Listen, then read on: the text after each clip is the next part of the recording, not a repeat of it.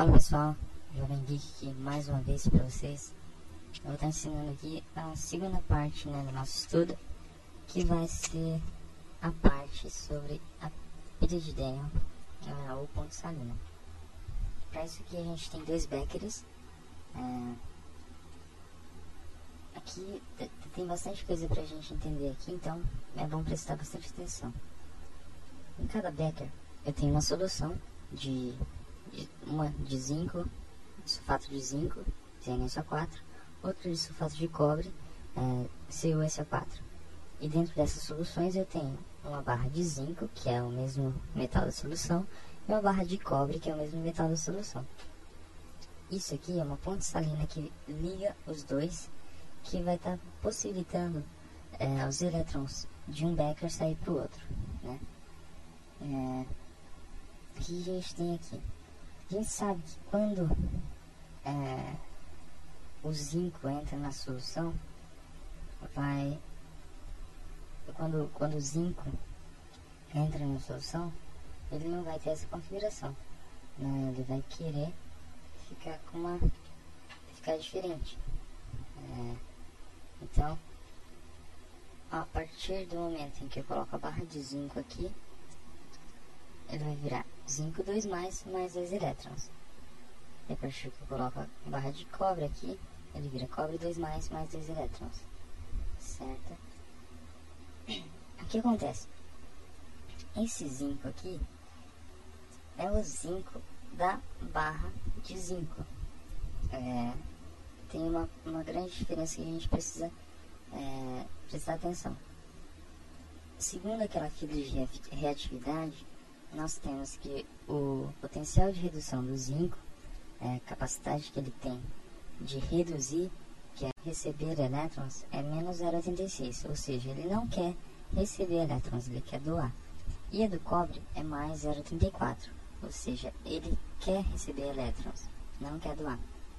Então, o zinco sólido aqui, ele vai estar querendo perder elétrons, porque ele não quer receber, ele quer perder.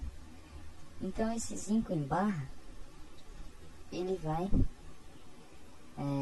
ficar perdendo elétrons igual da última vez, certo? Esses elétrons vão se acumular na solução e aqui no cobre o que acontece? O cobre, esse cobre aqui, esse valor de cobre 2+, veio da solução, porque o da barra não quer perder os elétrons dele. O zinco sim, porque ele quer perder. O cobre, ele quer ganhar elétrons.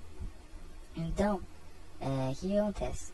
Esses elétrons aqui, os elétrons do zinco, eles vão pela ponte salina, vão chegar aqui, certo? E o que acontece? Quando esses elétrons chegam aqui, o cobre 2+, vai se juntar com esses elétrons e vai ocorrer a reação de redução. Aqui o zinco da placa oxida e libera elétrons. Aqui o cobre 2+ da solução vai reduzir pelos elétrons que ele recebe do zinco. Então, esse -2e aqui são os elétrons que ele recebeu daqui, certo? Da oxidação do zinco. Então, depois de um tempo, esse cobre que estava na solução, ele vai passar a aderir à placa. Então, o cobre que estava 2+, ele vai virar cobre sólido.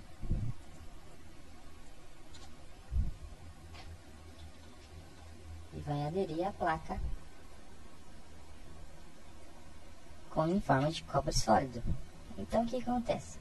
O cobre vai aumentar a sua massa, a placa de cobre vai aumentar a sua massa, a placa de zinco vai diminuir a sua massa, e esses dois vão ficar com cargas diferentes. O que vai acontecer? O elétrodo de zinco, ele vai ficar oxidando, é o que oxida, ele vai se tornar o ânodo.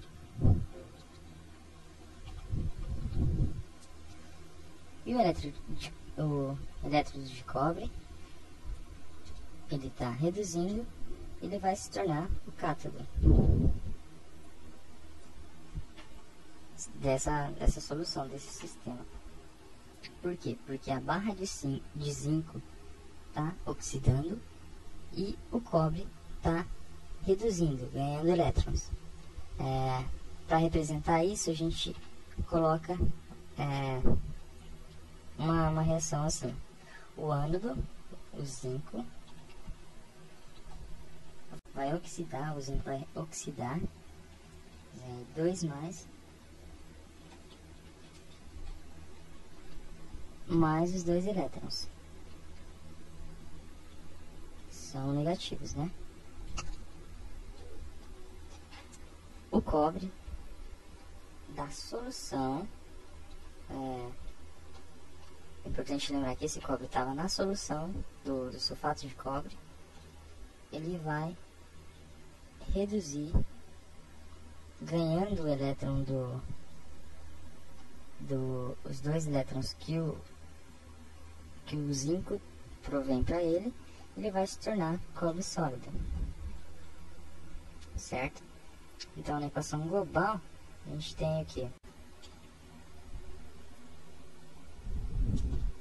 o zinco. A gente lembra como faz a equação global? É só tirar os elétrons. O zinco mais o cobre 2 vai se tornar o zinco 2 mais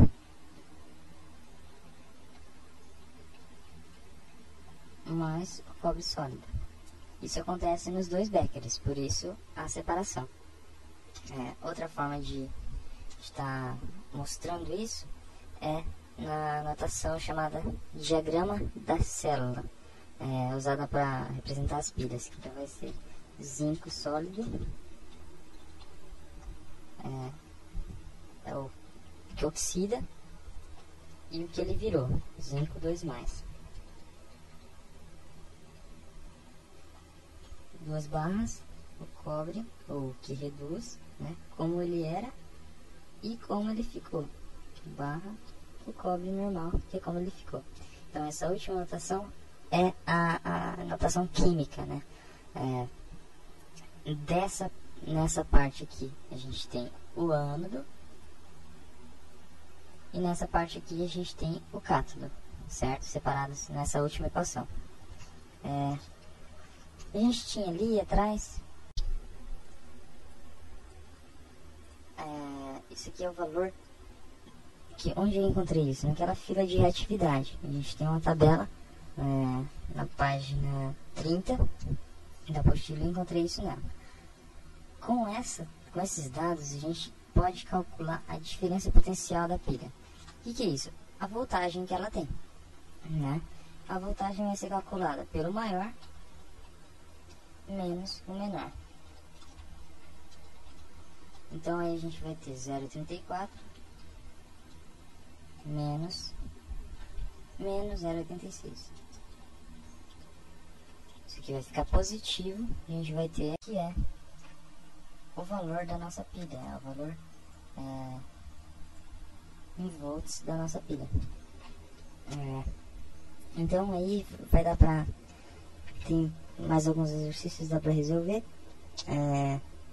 sempre lembrando que se, por exemplo, de alguma forma esse valor desse negativo, se chegasse aqui, desse um valor de menos 1,2 volts, o que acontece? Essa pilha não é espontânea, ou seja, ela não acontece na natureza, né?